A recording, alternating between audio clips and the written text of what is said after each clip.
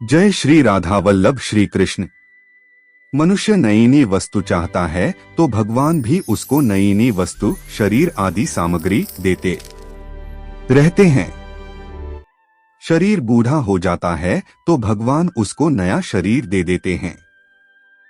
आठ नई नई इच्छा करना ही जन्म मरण का हेतु है। नई नई इच्छा करने वाले को अनंत काल तक नई नई वस्तु मिलती ही रहेगी। मनुष्य में एक इच्छा शक्ति है, एक प्राण शक्ति है। इच्छा शक्ति के रहते हुए प्राण शक्ति नष्ट हो जाती है, तब नया जन्म होता है। अगर इच्छा शक्ति न रहे तो प्राण शक्ति नष्ट होने पर भी पुनः जन्म नहीं होता। कोई भी दृष्टांत केवल एक अंश घटता है, सर्वथा नहीं घटता।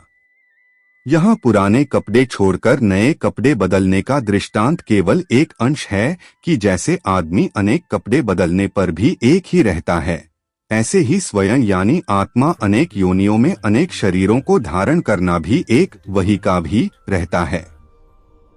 जैसे पुराने कपड़ों को छोड़ने से हम मर नहीं जाते और नए कपड़े धारण करने से हम पैदा नहीं हो जाते, ऐसे ही पुराने शरीर को छोड़ने से हम मर नहीं जाते और नया शरीर धारण करने से हम पैदा नहीं हो जाते। तात्पर्य है कि शरीर मरता है, हम नहीं मरते। अगर हम मर जाए तो फिर फल कौन भोगेगा? अन्य योनियों में कौन जाएगा? बंधन किसका होगा?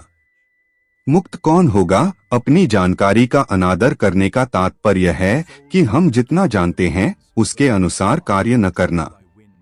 जैसे सत्य बोलना ठीक है, झूठ बोलना ठीक नहीं, ऐसा जानते हुए भी स्वार्थ के लिए झूठ बोल देते हैं। कोई हमें सुख देता है तो अच्छा, हमें जो दुख देता है तो बुरा लगता है, ऐसा जानते हुए भी अपने सुख के लिए दूसरों को दुख देते हैं। ऐसे ही हम जानते हैं कि शरीर आदि सब जाने वाले हैं, रहने वाले नहीं है, फिर भी इनमें मोहमता करते हैं।